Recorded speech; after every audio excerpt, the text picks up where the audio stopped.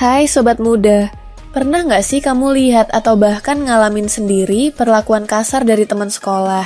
Diejek, dipukul, dipojokin. Hati-hati, itu bisa jadi tanda bullying.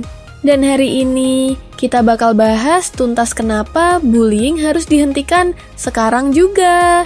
Karena sekolah harusnya jadi tempat aman, bukan tempat trauma.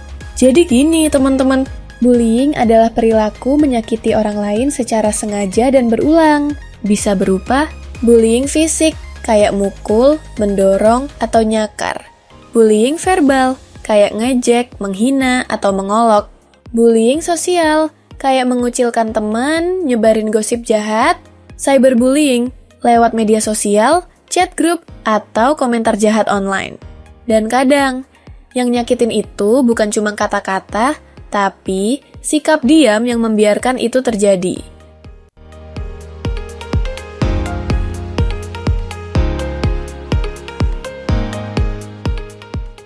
Dampak bullying tuh serius banget bro and sis. Mental korban bisa down, jadi cemas, stres, bahkan depresi. Korban jadi susah tidur, nggak mau makan, atau malah jadi agresif. Nilai sekolah bisa anjlok. Korban bisa merasa nggak berharga, bahkan kehilangan harapan. Nggak sedikit loh kasus korban bullying yang sampai nekat mengakhiri hidupnya sendiri. Miris kan? Menurut data dari KPAI dan UNICEF, lebih dari 50% pelajar di Indonesia pernah mengalami tindakan perundungan. Bullying paling sering terjadi di sekolah, terutama di area tanpa pengawasan. Cyberbullying meningkat pesat selama masa pandemi. Artinya, bullying bukan kasus langka. Ini masalah besar yang butuh aksi nyata.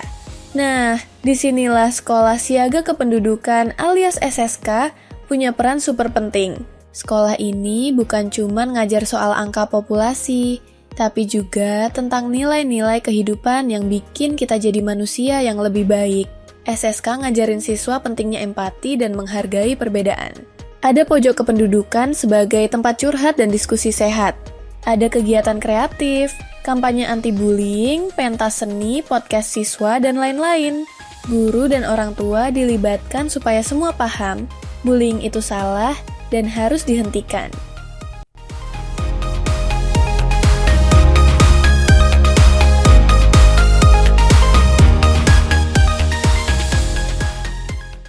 Kamu nggak harus jadi superhero buat lawan bullying, tapi kamu bisa mulai dari hal kecil. 1. Speak up. Kalau kamu lihat bullying, jangan diam. Bantu korban atau laporkan ke guru. 2. Dukung korban. Ajak ngobrol, beri semangat. Kadang satu teman bisa menyelamatkan hari mereka. 3. Jangan jadi penonton. Diam berarti membiarkan. Jadilah bagian dari solusi, bukan masalah. 4. Edukasi diri dan orang lain. Ikut kampanye SSK. Sebarkan pesan positif. Jadilah contoh. Aku pernah jadi korban bullying waktu SMP. Tiap hari diejek soal fisik.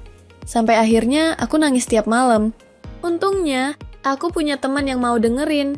Dia ngajak aku ngomong ke guru BK. Sekarang aku lebih percaya diri, dan aku juga aktif di kegiatan anti-bullying di sekolahku. Satu orang yang peduli bisa menyelamatkan banyak hati. So guys, jangan tunggu sampai ada korban lagi.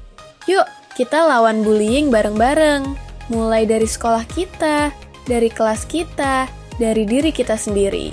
Karena setiap siswa berhak merasa aman dan dihargai. Tulis di komentar. Kamu pernah lihat bullying? Apa yang kamu lakukan? Like, share, dan subscribe kalau kamu peduli. Sampai jumpa di video edukatif berikutnya. Bye!